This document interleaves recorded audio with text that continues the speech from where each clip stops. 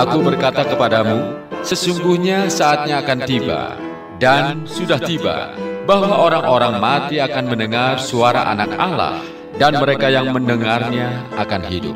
Heart listener, kita akan segera ikuti program The Voice, Return to the Bible. Kami hanya suara yang kecil, tapi kami menyampaikan firman yang berada daripada mulanya, yaitu Logos, firman yang hidup, yang berada bersama dengan Allah. Dialah Allah. Selamat mengikuti. Shalom, heart listener. Selamat malam. Bagaimana kabarnya pada malam hari ini? Ya, kiranya damai sejahtera Yesus menyertai kita semua pada malam hari ini. Kembali hadir The Voice Return to the Bible, program talk show yang mengabarkan firman Allah yang daripada mulanya. Ya, bersama saya Andri Pangestu, dan malam hari ini hadir di studio ada Pak Astan. Selamat malam Pak Astan. Andri, selamat malam. Hari Senin, selamat malam. Ya, ada Ibu Sri. Selamat malam Ibu Sri. Selamat malam Andri, selamat malam heart listener. Iya, malam hari ini kita masih masuk di sesi gambar kehendak Allah. Ya, kita masuk ke seri yang ke-14, yaitu anak-anak Allah dan anak-anak perempuan manusia. Ya, hari Senin kalau minggu lalu kita sudah belajar tentang kematian Adam pertama dan kebangkitan Adam akhir, ya, yang dibawakan oleh Pak Samuel dan Ibu Wati. Ya, nah hari Senin kita mau kupas sedikit ya, apa yang kita dapat dari minggu lalu ya, berkat apa yang kita dapat dari materi minggu lalu. Boleh Pak Astan ceritakan? Iya, minggu lalu kita akan membahas sesi kematian Adam pertama dan kebangkitan Adam akhir, di mana Pak Samuel dan Ibu Wati mensiaringkan sesi ini ya. Sesi ini dapat kita simpulkan bahwa setelah Yesus menggenapi seluruh kehendak Allah di kayu salib dengan kematian dan kebangkitannya, maka sebenarnya manusia mendapat berkat ya. Di situ diceritakan berkat apa yang diperoleh pada saat kematian Yesus dan berkat apa yang diperoleh saat kebangkitan Yesus ya. Pada kematian Yesus kita tahu bahwa manusia mendapat keselamatan ya. Dosa yang tidak bisa ditebus oleh manusia, karena dosa itu ada di roh, itu hanya bisa dipikul di tubuh Yesus yang juga adalah firman ya. Karena itu manusia mendapat keselamatan. Dengan dosa yang dipikul oleh Tuhan Yesus, maka kutuk yang ada di tubuh itu juga dipikul juga oleh Tuhan Yesus. Sehingga mereka yang menerima Yesus dan mengetahui arti dari kematian Yesus, bahwa dosa yang ada di rohnya itu sudah dipikul oleh Tuhan Yesus, mendapat kesaksian dengan kesembuhan pada tubuhnya ya. Maka segala kutuk, baik itu kutuk kelemahan, baik itu kutuk kemiskinan dan juga penyakit, dipikul oleh Tuhan Yesus. Itulah berkat yang diterima oleh manusia saat mereka percaya akan bakti Yesus di kayu salib lewat kematiannya. Ya, dengan kebangkitan Yesus, manusia juga mendapat satu berkat yang mulia, yaitu mereka akan bangkit, mendapat hidup kekal bersama-sama dengan Tuhan Yesus, menjadi anak-anak Allah. Dan itu disaksikan dengan kedatangan Roh Kudus. Jadi itulah sesi minggu lalu ya, di mana Pak Samuel dan Bu Wati membagikannya. Nah, malam ini heart listener, kita akan membahas sesi berikutnya, yaitu anak-anak Allah dan anak-anak perempuan manusia. Oke, kita akan membahas manusia awal yang diciptakan Tuhan sampai di zaman Nuh. Ada berapa golongan ya? Golongan manusia yang pertama yaitu manusia tanpa roh. Ayatnya kita bisa tahu di Kejadian 1 ayat 27. Allah menciptakan manusia laki-laki dan perempuan dari debu tanah. Jadi awal diciptakan manusia itu sepasang atau jamak. Mereka ini adalah manusia yang hanya memiliki tubuh dan jiwa saja. Jadi mereka tidak memiliki roh.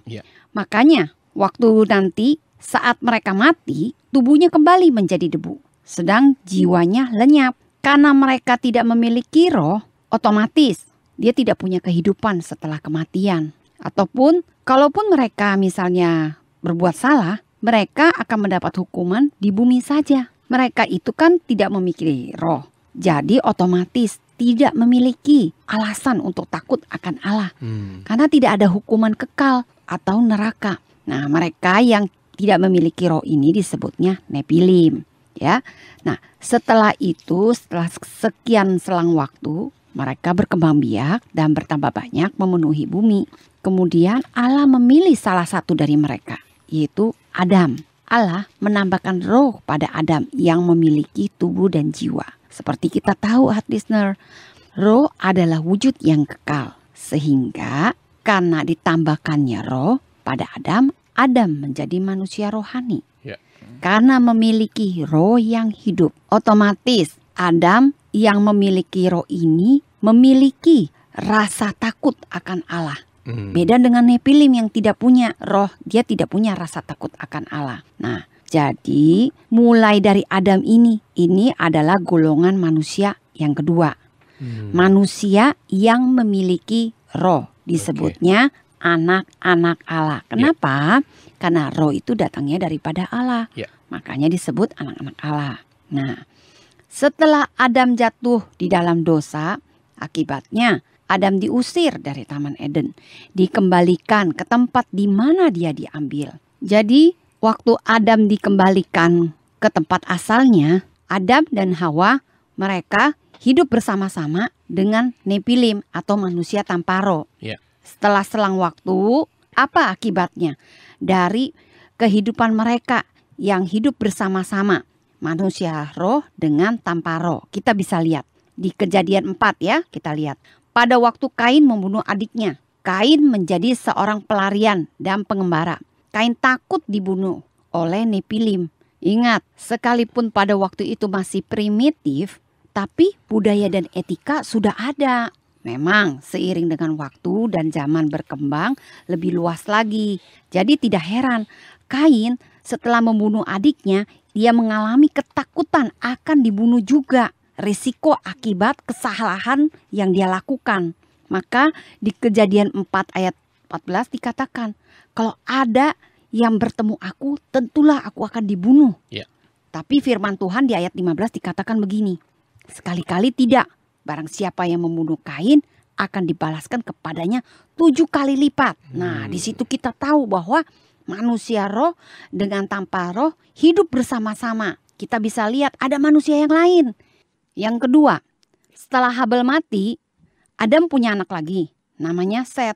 Nah, mulai dari keturunan Set ini, di antara keturunan Set memang ada yang menjaga ketetapan aturan Tuhan dengan menikah dengan pasangan, yaitu manusia rohani yang memiliki roh. Jadi manusia roh dengan manusia roh menikah gitu. Itulah yang menjaga ketetapan Tuhan. Nah, mereka yang menjaga ketetapan Tuhan melahirkan keturunan ilahi. Jadi manusia roh yang memiliki roh menikah dengan yang memiliki roh juga. Mereka yang menjaga ketetapan Allah. Hasilnya adalah keturunan ilahi. Tapi ada juga keturunan Set yang tidak menjaga ketetapan Allah. Mereka melanggar aturannya Allah dengan memilih menikah dengan keturunan Nepilim yang tidak memiliki roh. Nah, itu bisa kita lihat di Kejadian 6. Kita baca ya bersama-sama. Kejadian 6 ayat 1. Di situ dikatakan, ketika manusia itu bertambah banyak jumlahnya di muka bumi, dan bagi mereka lahir anak-anak perempuan. Dan di ayat kedua dikatakan, maka anak-anak Allah melihat bahwa anak-anak perempuan manusia itu cantik-cantik. Lalu mereka mengambil istri dari antara perempuan-perempuan itu, siapa saja yang disukai mereka. Ayat 3-nya dikatakan, berfirmanlah Tuhan, rohku tidak akan selama-lamanya tinggal di dalam manusia. Karena manusia itu adalah daging, tetapi umurnya akan 120 tahun saja. Ayat 4-nya dikatakan, pada waktu itu orang-orang raksasa ada di bumi. Dan juga pada waktu sesudahnya, ketika anak-anak Allah menghampiri anak-anak perempuan manusia, dan perempuan-perempuan itu melahirkan anak bagi mereka. Inilah orang gagah perkasa di zaman purbakala, orang-orang yang kenamaan. Nah, dari sini kita bisa lihat bahwa anak-anak, nah dari sini kita bisa lihat ya heart listener, ada 3 jenis manusia. 1, Nepilim yang tidak memiliki roh. Itu ada di Kejadian 1 ayat 7. Yang kedua, yang memiliki roh. yaitu keturunan Adam yang disebutnya anak-anak Allah. Nah, yang ketiga siapa itu? Yaitu yang tidak menjaga ketetapannya Allah, keturunannya Set yang memilih menikah dengan keturunan Nepilim. Akibatnya, karena perkawinan campur ini menghasilkan manusia tanpa roh. Walaupun mereka turut memanggil Allah. Seperti kita tahu di Kejadian 4 ayat 26. Mulai dari zaman Set, orang mulai memanggil nama Tuhan sebagai Allah yang ditakuti. Tapi karena mereka itu tidak memiliki roh, keadaan mereka tetap nanti kalau udah mati kembali menjadi debu. Karena tadi udah dikatakan di Kejadian 6 ayat 3 dikatakan, rohku tidak selama-lamanya tinggal di dalam manusia. Karena manusia itu adalah daging. Nah, heart listener, kita perlu meneliti lebih dalam lagi mengenai kata-kata di Kejadian 6 ayat 3 yang dikatakan rohku. Nah, seringkali atau selama ini ada orang-orang yang beranggapan bahwa rohku yang dimaksud di Kejadian 6 ayat 3 ini adalah Roh Kudus atau Allah. Kita kan sudah pernah belajar, Allah keberadaannya roh, malaikat juga roh, manusia itu juga keberadaannya roh yang memiliki tubuh. Tapi yang di Kejadian 6 ayat 3 ini bukan Roh Kudus yang dimaksud. Dan juga bukan malaikat. Memang malaikat itu diciptakan untuk melayani Allah. Makanya disebutnya roh-roh Allah. Alkitab mencatat dengan jelas. Malaikat itu tidak kawin dan mengawinkan. Dalam Matius 22 ayat 30 dikatakan, karena pada waktu kebangkitan orang tidak kawin dan dikawinkan, melainkan hidup seperti malaikat di sorga. Jadi yang dimaksud dengan Kejadian 6 ayat 3 ini adalah perkawinan campur antara anak Allah, keturunan Set, dengan malaikat. Ini perlu dikoreksi. Sangat bertentangan dengan ayat di Matius 22 tadi. Nah, harusnya ayat mendukung ayat. Yang benar adalah perkawinan campur antara manusia roh dengan tanpa roh. Nah, di Kejadian 6 ayat 17, Allah mendatangkan air bah meliputi bumi untuk menghanguskan segala yang hidup dan bernyawa di kolong langit. Segala yang ada di bumi akan mati binasa. Hanya Nuh yang mendapat kasih karunia. Jadi, waktu itu terjadi air bah. Semuanya mati. Manusia yang memiliki roh ataupun yang tidak memiliki roh. Kecuali keluarga Nuh. Dia yang mendapat kasih karunia. Ya, selebihnya semuanya mati, termasuk binatang-binatang. Semuanya mati kecuali yang ada di Batra. Ya, nah bedanya kalau manusia yang tanpa roh, kalau mati ya udah kembali menjadi debu. Tapi kalau yang memiliki roh ini setelah mati, rohnya itu ada di penjara roh. Nanti akan diinjilin. Karena kita tahu mulai dari zaman Set mereka berseru memanggil nama Tuhan. Dalam Roma 10 ayat 13 dikatakan, sebab barang siapa yang berseru kepada nama Tuhan akan diselamatkan. Nah, jadi semua manusia pada zamannya mendapat keselamatan. Cuma nanti yang membedakan adalah tempat dan kemuliaannya. Nah, dalam 1 Petrus 3 ayat 19 sampai 20 di situ dikatakan, dan di dalam roh itu juga ia pergi memberitakan Injil kepada roh-roh yang ada di dalam penjara. Tadi sudah dibahas siapa yang dimaksud dengan roh-roh yang ada di dalam penjara, yaitu mereka yang mulai dari zaman Adam sampai di zaman air bah Nuh yang mati, ya itu ada di penjara roh. Nah, tapi yang jadi pertanyaan, kapan Yesus menginjili mereka yang ada di penjara roh itu? Betul. Kapan tuh Ibu Sri? Nah, ya saat kebangkitan Yesus pada hari ketiga sampai hari ke-40 dia naik ke sorga.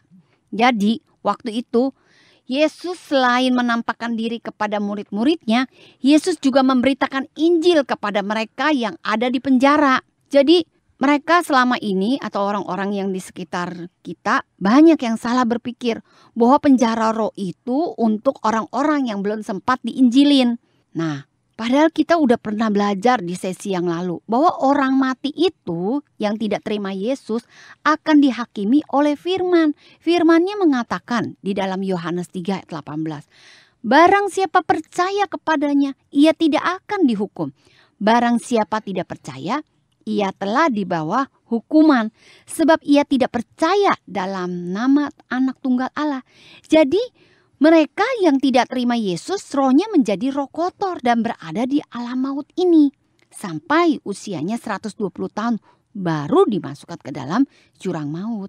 Jadi Yesus akan menginjili orang mati yang berada di penjara roh sudah terjadi. Kapan? Saat Yesus bangkit hari ketiga sampai 40 hari waktu Yesus naik ke sorga itu sudah terjadi. Jadi kita, kalau boleh saya ulangi lagi, dari mulai Adam sampai zaman Nuh yang mati tenggelam di air bah, mereka dapat keselamatan. Tempatnya di mana? Penjara roh. Ya. Nah, kemudian mulai dari keluarganya Nuh, anggotanya 8 orang ya, sampai Yohanes Pembaptis. Mereka yang taat pada perintah Tuhan, setelah mati rohnya ada di pangkuan Abraham. Nah, ayatnya kita bisa lihat nih, Lukas 16 ayat 22. Di situ dikatakan, matilah orang miskin itu. Artinya itu yang dimaksud dengan orang miskin tuh si Lazarus. Ini kan perikopnya tentang Lazarus. Betul. Ya. Lalu dibawa oleh malaikat-malaikat ke pangkuan Abraham. Karena Abraham ini adalah leluhur iman mereka. Oke ya. Sebentar Ibu Sri, nanti kita akan lanjutkan lagi ya di sesi berikutnya. Jadi listener, tadi kita sudah belajar ya, ada 3 golongan manusia dari zaman Kejadian, yaitu penciptaan manusia pertama kali, yaitu manusia yang jamak ya, manusia yang tidak memiliki roh. Setelah itu adanya Adam ya, manusia yang dipilih dan yang diberikan roh Allah ya, berarti manusia yang memiliki roh. Dan juga ada manusia yang dari hasil perkawinan campur, yaitu dari anak-anak Allah, yaitu manusia yang memiliki roh dan anak-anak perempuan manusia yang tidak memiliki roh ya. Sampai di sini dulu listener ya, jangan kemana-mana. Listener, kami selalu ingatkan untuk listener yang ingin bertanya, bisa mengirimkan pertanyaan melalui SMS kami atau melalui WhatsApp kami di nomor 0898 3300 931. Sekali lagi 0898 3300 931 ya. Juga melalui email kami di lotengmarkus@gmail.com ya. Kami ingatkan listener, untuk setiap pertanyaan yang masuk ya, diharapkan pertanyaannya sesuai dengan konteks apa yang kita pelajari pada malam hari ini ya. Jadi kita nanti akan segera balas. Oke listener, jangan kemana-mana, kita akan kembali lagi setelah pujian berikut ini. I know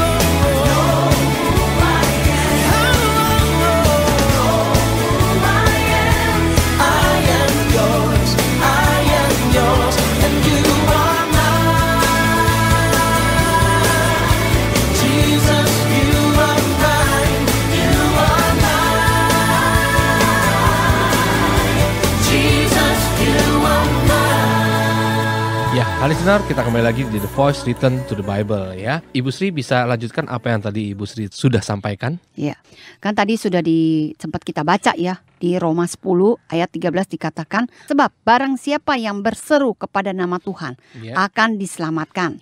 Jadi ada 3 pembabakan bagi mereka yang diselamatkan sesuai dengan zamannya. 1, mereka yang rohnya saja diselamatkan. Tempatnya di penjara roh. Siapa yang ada di penjara roh?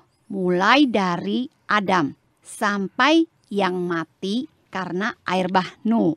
Ya. Nah, kemudian yang kedua, mereka yang diselamatkan sebagai hamba. Nah, mereka mendapat keselamatan dengan tubuh saja. Mulai dari anggota keluarga Nuh sampai Yohanes Pembaptis. Tempatnya di mana? Pangkuan Abraham. Nah, sekarang yang ketiga. Yang ketiga ini adalah mereka yang diselamatkan sebagai anak-anak Allah yang hidup dengan kepenuhan Roh Kudus.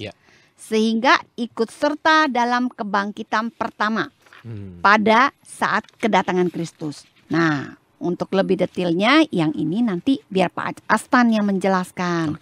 Nah, kalau tadi Ibu Sri sudah menjelaskan ya, yang terakhir adalah golongan yang ketiga, perkawinan campur antara anak-anak Allah ya yang memiliki roh, manusia yang memiliki roh, dan anak-anak perempuan manusia itu adalah manusia yang tidak memiliki roh. Dan akhirnya menghasilkan keturunan-keturunan yang tidak memiliki roh. Itu bagaimana ya Pak Astan? Iya, jadi seperti yang kita pernah bahas sebelumnya, bagaimana Kejadian 1 ayat 26-27 dan Kejadian 2 ayat 7 itu memiliki satu kurun yang berbeda gitu ya. Pada awalnya Allah menciptakan laki-laki dan perempuan, atau bahasa aslinya itu dari kata saka nekeba, artinya jantan dan betina, itu Allah menciptakan sepasang begitu ya. Nah, mereka ini disebut manusia, mereka juga dalam satu kurun waktu itu memenuhi bumi. Nah, dari sekumpulan orang yang banyak ini, Allah memilih satu dan dihembuskan roh. Itulah di Kejadian 2 ayat 7. Karena itu, Adam itu adalah manusia pertama yang menerima roh. Begitu. Tujuannya adalah supaya melalui Adam ini kelak akan datang Yesus. Ya. Karena itu, Hawa diambil dari tulang rusuk Adam. Begitu, Andri. Jadi sebenarnya Hawa itu adalah bagian dari Adam. Karena dia bagian dari Adam, dia juga memiliki roh. Oleh karena itu, waktu Adam dan Hawa bersetubuh, mereka melahirkan keturunan yang memiliki roh. Kain dan Habel itu memiliki roh. Begitu. Tapi setelah bagaimana Kain membunuh Habel, Kain lari ya di situ, dikatakan dia bertemu dengan orang-orang di luar Adam, yaitu yang kita katakan Nefilim ya, atau manusia yang tidak mendapat roh itu. Di Kejadian 4 juga di sana dicatat begitu. Bagaimana Kain punya istri ya, dan istrinya ini bukan dari keturunan Adam yang memiliki roh. Karena itu kalau kita lihat keturunan Kain semuanya tidak ada usia ditulis. Begitu, Andri. Jadi kalau Kain yang sebelumnya punya roh, karena dia itu bersetubuh dengan istrinya punya anak ya, anaknya itu tidak ada roh. Karena itu kalau kita lihat di Kejadian 4 ayat 17 dan seterusnya, ya dikatakan keturunan dari Kain tidak ada tulis umur. Tapi kalau kita lihat selanjutnya di Kejadian 5, bagaimana setelah Adam dan Hawa memiliki anak ketiga ya. Waktu itu kan Habel terbunuh, Kain melarikan diri ya. Lalu Adam dan Hawa ini punya anak lagi yang dikatakan Set. Nah, kalau kita lihat keturunan Set ini dan seterusnya, itu ditulis ada umurnya. Ya, jadi antara umur tubuh dan umur rohnya sama gitu. Perbedaannya hanya di Adam saja. Jadi Adam itu ada umur tubuh. Waktu dia mencapai satu waktu umur, Allah menghembuskan dia roh, lalu oleh Allah dibawalah dia ke Taman Eden. Jadi usia tubuh dan usia rohnya Adam itu berbeda gitu. Tapi selanjutnya keturunan dari Adam ini baik usia tubuh maupun usia rohnya sama gitu. Nah, dalam hal ini kita lihat di Kejadian 5 ayat 6 dan seterusnya bagaimana keturunan Set itu setiap punya anak dan keturunannya selalu tercatat umur. Nah, ini yang menandakan bahwa dia itu ada rohnya begitu. Nah, tadi Bu Sri juga menjelaskan di awal bagaimana setelah pada zaman Nuh ya, di mana keturunan Adam ini bercampur baur dengan keturunan dari Nefilim atau yang tidak punya roh ya. Nah, sebagian itu mereka kawin campur gitu. Jadi antara keturunan Adam yaitu Set yang memiliki roh, ya disebut anak-anak Allah, terus mereka melihat gitu. Ada keturunan manusia yang tidak memiliki roh dan mereka tertarik dengan kecantikan mereka, akhirnya mereka kawin nih, menikah gitu. Dan keturunan mereka karena campuran antara yang punya roh dan tidak ada roh, maka seperti Kain juga tidak memiliki roh begitu. Nah, jadi kalau kita melihat di zamannya Nuh itu begitu banyak orang walaupun sama, ya modelnya sama, memiliki budaya, ya mereka juga tinggal bersama gitu, punya pola budaya, pola hidup yang sama gitu. Iya. Tapi setelah mereka meninggalkan tubuh, itu terlihat jelas begitu. Ada 3 kelompok orang. Yang pertama, kelompok dari Nefilim yang tidak memiliki roh. Iya. Waktu mereka mencapai usia yang sudah ditentukan untuk mati, mereka kembali ke debu tanah, jiwa mereka terpecah hilang begitu. Nah, terus ada lagi keturunan antara yang punya roh ya dan yang tidak ada roh. Mereka juga setelah meninggalkan tubuh karena tidak ada roh, hilang juga jiwanya. Tinggal yang punya roh saja, yaitu yang mereka masih terus menjaga hubungan antara satu dengan lain yang punya roh. Nah, di situ dikatakan Nuh mendapat kasih karunia gitu. Karena Allah mulai melihat bahwa kehendaknya itu terganggu nih, ya, terganggu oleh banyaknya orang-orang yang tidak memiliki roh. Ya. Padahal kehendak Allah itu harus digenapi dengan kedatangan Tuhan Yesus. Ya, seperti kita tahu bahwa manusia dipakai dan diberikan roh supaya mempersiapkan kedatangan Tuhan Yesus. Begitu, Andri. Jadi tadi Ibu Sri juga di awal juga menjelaskan bahwa secara budaya mereka tidak ada bedanya gitu. Ya, antara keturunan Set yang menikah dengan yang tidak ada roh, itu mereka juga punya sifat agamawi begitu. Terus habis itu yang tidak ada roh juga tidak punya alasan untuk takut kepada Allah gitu ya. Di Alkitab juga mencatat bahwa mereka itu di Kejadian 6 ayat 4 di situ dikatakan inilah orang-orang yang gagah perkasa di zaman purbakala, orang-orang yang kenamaan begitu. Jadi walaupun mereka itu punya kebudayaan sama gitu ya, atau orang-orang yang tidak memiliki roh ini ya, mereka tidak takut akan Allah gitu. Tidak ada alasan untuk takut begitu. Karena mereka itu hidup hanya di masa mereka masih ada nyawanya, masih ada tubuhnya begitu. Karena itu mereka nggak ada sikap yang takut kepada Allah. Berbeda mereka yang punya roh, mereka punya sifat keagamaan gitu. Ya, mereka mulai takut setelah kematian mereka ini ada sesuatu yang menghantui mereka karena roh mereka terputus dari Allah begitu. Nah, ini yang berbeda itu adalah waktu setelah mereka meninggalkan tubuh mereka akan melihat kenyataan yang sebenarnya gitu. Ya, yang tidak ada roh pecah, hilang, tapi yang ada roh mereka juga akan dikumpulkan. Nah, Ibu Sri tadi sudah membagikan mengenai pembabakan zaman gitu ya. Nah, paling tidak ada 3 pembabakan zaman ya. Di masanya Adam sampai masa Nuh, di situ adalah masa kesadaran adanya Allah. Dikatakan di Kejadian 4 ayat 26, di situ dikatakan lahirlah seorang anak laki-laki bagi Set juga, dan anak itu dinamai Enos. Waktu itulah orang mulai memanggil nama Tuhan ya. Di situ pada zaman ini, yaitu dari zaman Adam sampai Nuh, mereka sudah mulai memanggil nama Tuhan. Tapi mereka belum melihat atau mengenal arti keselamatan. Mereka hanya takut dan menghormati Allah saja begitu.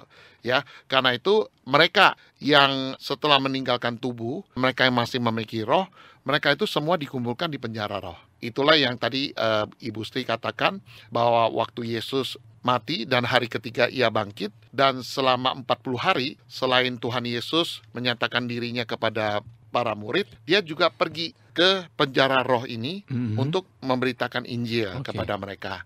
Jadi pada mereka juga mendapat keselamatan, tapi status mereka itu adalah yang tidak menerima kebangkitan tubuh, ya apalagi kemuliaan anak Allah. Mereka itu tinggalnya ada di penjara roh, begitu. Artinya ada yang mengatakan bahwa mungkin ini ayat yang dipakai oleh orang-orang bahwasanya nanti orang mati itu bisa diinjili ya. Oh ya, memang. Padahal ini sebenarnya Yesus yang menginjili penjara roh ya. Yesus yang masuk ke penjara roh untuk menginjili orang-orang mati di situ ya. Ya, jadi orang-orang yang di penjara roh ini yang dimaksud adalah mereka di zaman Adam hingga Nuh yang memiliki roh. Ya, mereka itu dikumpulkan dan dimasukkan ke dalam penjara roh. Nah, mereka itu yang diinjili oleh Yesus.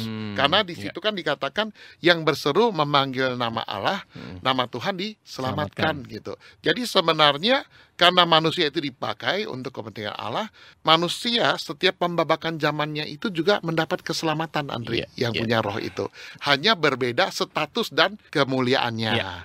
Lalu di zaman yang pembabakan kedua, yaitu mereka yang ada di zaman dari Nuh sampai Yohanes Pembaptis, mereka apabila meninggalkan tubuh mereka, ya, mereka itu akan kumpul di pangkuan Abraham, baik orang-orang di perjanjian lama gitu ya, mereka yang melakukan hukum Taurat atau mereka yang di luar hukum Taurat tapi mereka melakukannya karena hati nurani, ya, orang-orang yang pada zaman ini semuanya setelah mereka meninggalkan tubuh ini, mereka semua berkumpul di pangkuan Abraham, ya. Kemuliaan mereka itu adalah kemuliaan hamba sebenarnya. Ya, karena mereka itu adalah yang menerima firman melalui malaikat gitu. Jadi status mereka adalah hamba begitu. Lalu ada pembabakan zaman ketiga, yaitu yang setelah kebangkitan Yesus sampai nanti kedatangan Yesus kedua kali. Ya, ini adalah zaman yang dikatakan zaman anugerah, di mana setiap orang yang percaya Yesus, bahwa Yesus sudah menanggung dosa mereka, mereka mendapat bukan hanya keselamatan, tapi mereka juga memperoleh status anak-anak Allah. Gitu. Ya, status mereka itu diteguhkan oleh kedatangan Roh Kudus. Dan setelah mereka meninggalkan tubuh ini, mereka akan berisah sementara di Firdaus sampai nanti kedatangan Yesus kedua kali, untuk kelak nanti tinggal bersama-sama di rumah Bapa gitu. Jadi statusnya itu berbeda gitu. Tapi kalau kita belajar dari sini bahwa manusia pada setiap zamannya itu mendapat keselamatan, hanya berbeda statusnya. Andri, begitu. Ya, listener, itulah kita belajar tentang pembabakan dari zamannya Adam sampai ke Nuh, dan dari zaman Nuh sampai ke Yohanes Pembaptis, dan dari zaman Yohanes Pembaptis sampai kepada nanti Tuhan Yesus datang kedua kali ya. Nah, kita mau masuk ke sesi yang ketiga, Pak Astan ya. Nanti mungkin Pak Astan bisa jelaskan lebih lagi mengapa kita mempelajari tentang anak-anak Allah ini dan anak-anak perempuan manusia ini. Tujuannya apa? Ya, gitu. Dan korelasinya dalam kehidupan kita sehari-hari. Nah itu kita akan bahas ya. Oke, hari listener, kami selalu ingatkan untuk hari listener yang ingin bertanya bisa mengirimkan pertanyaan melalui WhatsApp kami atau SMS kami di 0898 3300 931, sekali lagi 0898 3300 931 ya, atau melalui email kami di lotengmarkus@gmail.com ya. Hari listener, kita akan kembali lagi setelah pujian berikut ini. Selain kau tiada yang lain, ada padaku di surga. Selain kau tiada yang lain, yang ku ingini di bumi, yang ku ingini di bumi. Sekalipun dagingku dan hatiku habis lenyap, gunung batuku dan bagianku,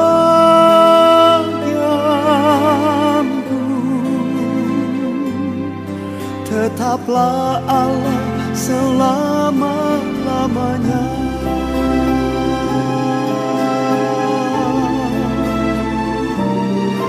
Hanya kau Yesus, oh, selain kau tiada yang lain, ada padaku di surga.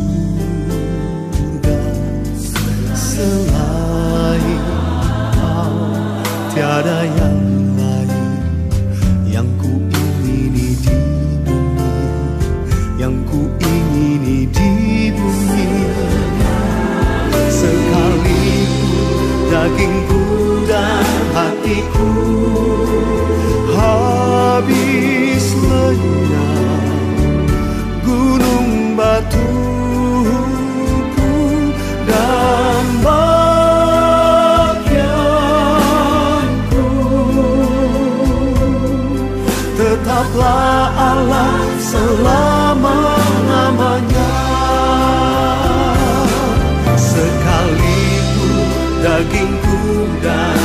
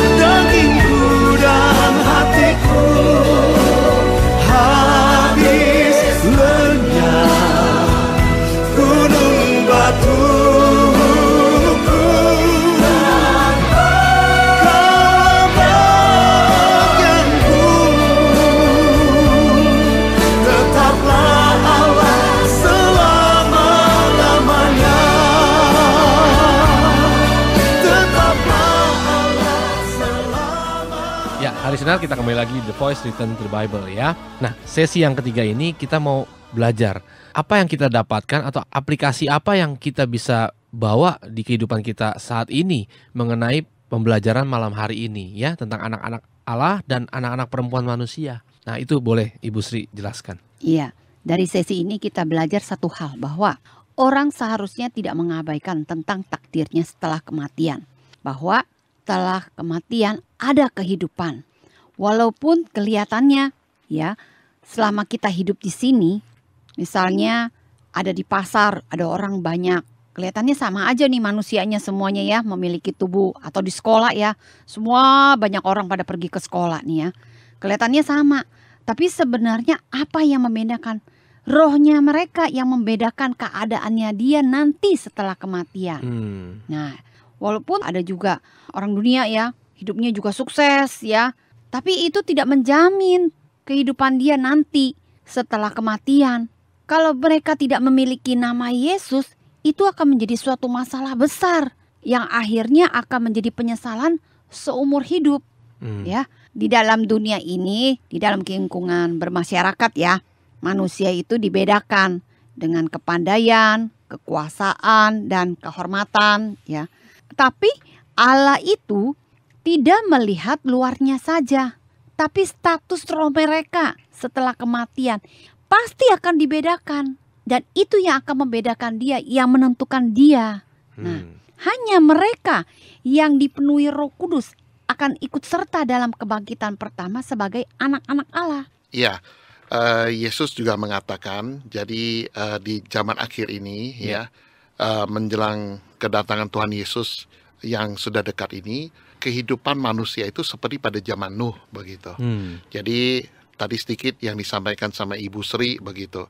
Sekalipun kita kelihatannya secara fisik sama ya, kita mungkin bekerja di tempat yang sama, kita juga tinggal di satu lingkungan gitu ya, atau kita berkomunitas gitu. Secara fisik tidak bisa dibedakan. Betul. Tapi memang betul Allah tidak melihat apa yang ada di sisi luarnya begitu. Kenyataan yang sebenarnya itu bukanlah hal yang materi, tapi kenyataan yang sebenarnya itu adalah hal yang rohani begitu. Jadi waktu seseorang itu meninggalkan tubuhnya, maka kenyataan rohani itulah yang menanti dia begitu. Ya. Manusia itu sudah ditetapkan dari yang semula awalnya itu mencapai 1000 tahun, tetapi Alkitab juga mencatat bagaimana umur manusia akhirnya menjadi tinggal 120 tahun ya. Karena itu semua manusia tidak bisa melampaui hal itu. Sekalipun kita mau bergantung kepada teknologi yang kian canggih, tetap kita tidak bisa melampaui firman itu begitu. Ya, sekalipun kita itu mungkin memiliki uang begitu, tetapi makan pun mungkin kita tidak bisa melebihi dari orang miskin begitu. Jadi kita makan juga hampir sama dengan manusia yang pada umumnya begitu. Dan juga sekalipun kita memiliki kekuasaan, kekuasaan itu juga bisa kita tinggalkan. Jadi apa yang kita bawa setelah kita meninggalkan tubuh ini, itulah yang penting begitu. Ya, Alkitab juga sudah mengatakan bahwa ada 3 tempat nantinya, yaitu satu di mana tempat pembuangan akhir yaitu neraka, lalu ada tempat di pangkuan Abraham, yaitu mereka yang memiliki status hamba, lalu di rumah Bapa, yaitu anak-anak Allah begitu. Ya, jadi di masa kini pun sebenarnya manusia pun terbagi pada 3 golongan itu, Andri begitu. Yang pertama adalah mereka yang belum menerima atau tidak menerima keselamatan yang sudah dilakukan atau dikerjakan oleh bakti Yesus begitu. Mereka tidak percaya akan bakti Yesus begitu. Nah, keadaan rohani mereka setelah meninggalkan tubuh mereka, maka keberadaan mereka itu adalah yang binasa. Lalu ada kelompok kedua, yaitu mereka yang hidup di bawah hukum Taurat ya. Mereka itu statusnya hamba, dan nanti mereka juga akan tinggal di pangkuan Abraham. Demikian juga orang Kristen yang sudah menerima nama Yesus, yang sudah menerima Roh Kudus, tetapi dalam kehidupan iman mereka juga tidak bertumbuh. itulah yang dikatakan di Ibrani 6 dan Ibrani 10, di mana mereka sudah mencicipi akan karunia-karunia Roh Kudus, karunia-karunia masa datang, yang akan datang itu mereka sudah alami. Tetapi mereka tidak membiarkan diri mereka bertumbuh di dalam kebenaran, sehingga akhirnya mereka tidak masuk di dalam kemuliaan anak-anak Allah. Bahkan bukan hanya mereka tidak masuk sebagai anak-anak Allah, tapi mereka juga akan ikut kebangkitan kedua, Andri. Nah, Bu Sri, tolong dibaca di Ibrani 6 ayat 4-6. Oke ya, kita baca sama-sama ya, heart listener. Ibrani 6 ayat 4 ya. Sebab mereka yang pernah diterangi hatinya, yang pernah mengecap karunia sorgawi, dan yang pernah mendapat bagian dalam Roh Kudus, ayat 5-nya, dan yang mengecap firman yang baik dari Allah, dan karunia-karunia dunia yang akan datang, ayat 6-nya, namun yang murtad lagi, yang tidak mungkin diperbaharui, sekali lagi sedemikian, hingga mereka bertobat, sebab mereka menyalibkan lagi anak Allah bagi diri mereka dan menghinanya di muka umum. Ya, terima kasih Bu Sri. Jadi inilah kelompok orang kedua, Andri. Jadi selain mereka yang hidup di bawah hukum Taurat, tapi mereka yang sudah menerima Yesus, yang awalnya mereka itu menerima kasih karunia, yang mereka awalnya itu menerima itu secara roh, tapi mereka akhiri lagi dengan tubuh, hidup di bawah hukum Taurat, maka kehidupan mereka tidak akan masuk di dalam kemuliaan anak Allah, mereka tidak akan ikut di dalam kebangkitan pertama, dan mereka akan ikut kebangkitan kedua dan akan menghadapi tata putih. Inilah penghakiman. Inilah golongan mereka yang hidup di dalam kelompok kedua ini, begitu. Lalu ada kelompok ketiga, yaitu mereka yang percaya akan bakti Yesus, mereka percaya bahwa keselamatan mereka itu sudah ditebus oleh darah Yesus, dan mereka juga mendapat kuasa atas kehidupan mereka. Mereka juga menerima kesaksian Roh Kudus yang menyatakan bahwa mereka itu anak-anak Allah, dan juga Roh Kudus menyaksikan iman mereka. Lalu mereka itu yang setelah menerima Yesus, mereka selama-lamanya tinggal di dalam Yesus, yaitu mereka yang bertumbuh di dalam kebenaran. Mereka yang bertumbuh hingga memiliki kedewasaan iman, dan dalam hidup mereka, mereka menggunakan tubuh mereka benar-benar untuk menyaksikan bahwa Yesus itu adalah anak Allah, Tuhan dan Juru Selamat. Dan Roh Kudus turut beserta. Roh Kudus turut menyaksikan iman mereka. Nah, kelompok yang ketiga ini adalah anak-anak Allah yang menerima seluruh janji Allah, yang nanti akan ikut dalam kebangkitan pertama, Andri. Begitu. Jadi sekalipun secara fisik, secara mata kita melihat tidak ada perbedaan antara kita yang satu dengan yang lainnya, baik status sosial, baik apapun begitu ya, tidak ada bedanya. Tetapi Allah tidak melihat yang ada di luar, melainkan Allah melihat apa yang ada di dalam roh jiwa kita, begitu. Pertama dilihat apakah ada darah anaknya, lalu dia kedua lihat apakah ada nama Yesus dalam roh jiwa kita, dan apakah dalam hidup kita mempermuliakan nama Yesus itu, begitu. Karena itu di dunia ini nanti bagi orang Kristen pun akan dibedakan, ada dua jenis orang Kristen nanti, yaitu mereka yang orang Kristen duniawi dan orang Kristen rohani. Begitu. Sebenarnya orang Kristen yang rohani itu adalah mereka yang diajar untuk bertumbuh mengenal Allah yang daripada mulanya, sehingga mereka memiliki kerinduan akan rumah Bapa. Mereka merindukan kedatangan Tuhan Yesus yang kedua kali. Tetapi ada orang Kristen duniawi, yaitu mereka yang tidak bertumbuh. Ya, mereka hanya mengenal bahwa kesuksesan tubuhlah yang menjadi patokan mereka, begitu. Mereka mengabaikan kemuliaan yang sejati yang Tuhan sediakan buat kita yang mau bertumbuh, begitu, Andri. Ya, jadi di sesi ini hari Senin kita belajar bahwa di zaman dulu Alkitab mencatat bagaimana anak-anak Allah itu tertarik dengan anak-anak perempuan manusia, dan akhir hidup mereka ada yang masuk ke dalam penjara roh, tapi yang tidak memiliki roh, mereka juga setelah kehidupan tubuh berakhir, mereka juga berakhir. Itulah yang terjadi pada kehidupan masa kini juga, di mana secara umum kita tidak ada bedanya, tapi secara roh statusnya juga berbeda. Jadi hard listener, kita ini sebenarnya adalah yang bersyukur, karena kita yang menyaksikan seluruh pekerjaan Allah, ya, di mana Allah memiliki kehendak, lalu Allah juga menciptakan sorga itu untuk anak, ya, anak rendah hati, dan dia menggenapi seluruh kehendak Allah. Karena itu manusia diciptakan sebagai jalan untuk kedatangan Yesus. Dan setelah Yesus bangkit dan akan naik ke sorga, hasil dari segala pekerjaan Allah yang juga sudah selesai, ya, manusia sebenarnya mendapat keuntungan sebenarnya, ya. Yesus menanggung dosa manusia, ya. Bagian kita itu hanya percaya saja bahwa oleh bakti Yesus, oleh darah Yesus, ya, Dia sanggup memikul dosa kita. Bagaimana minggu lalu kita belajar, dosa kita yang ada di roh itu bisa sanggup dipikul oleh tubuh Yesus yang adalah firman. Tubuhnya Yesus berbeda dengan tubuh kita. Kalau tubuh Yesus, tubuh firman.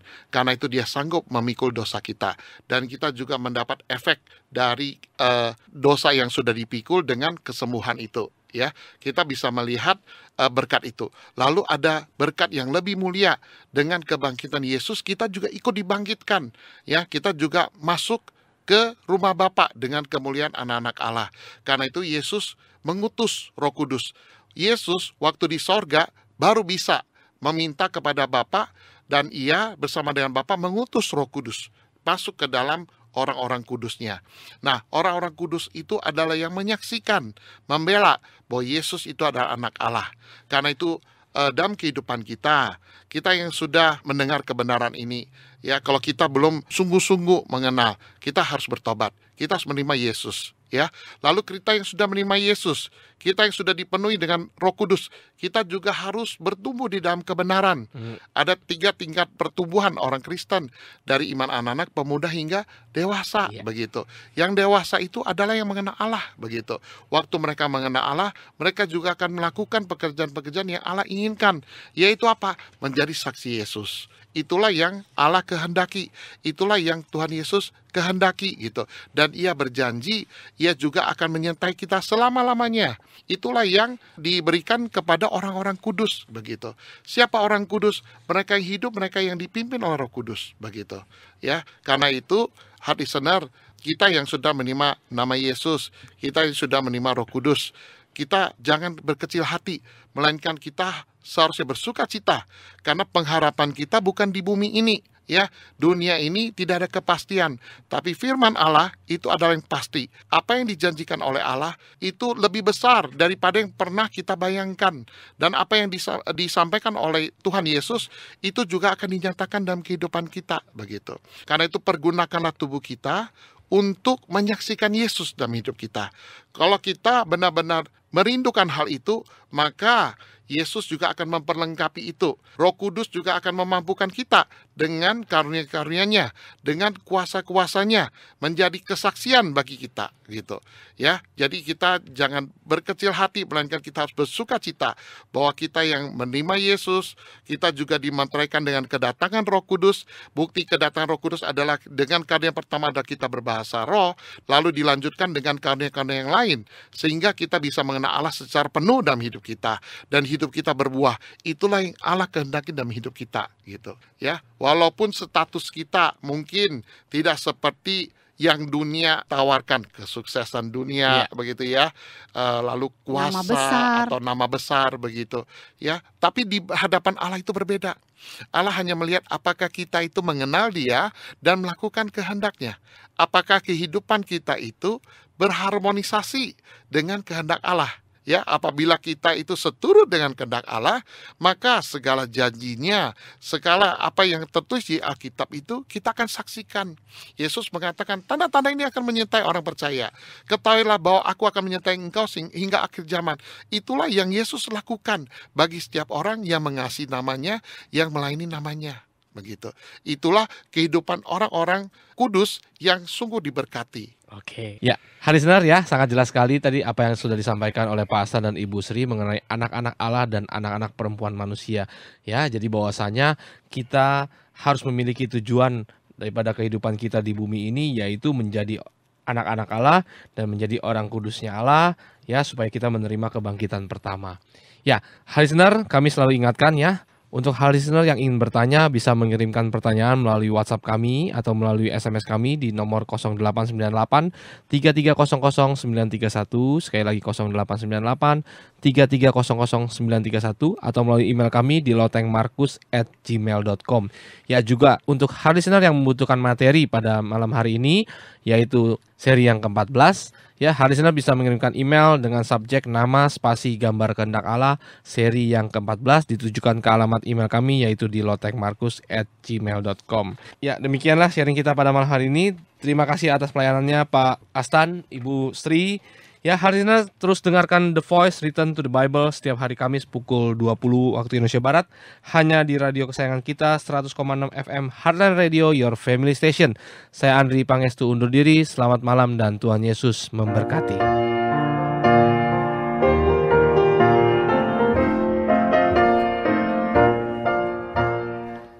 Heart listener yang dikasihi Tuhan, demikian tadi sudah kita dengarkan dialog dan firman, semoga menjadi berkat bagi Anda dan keluarga.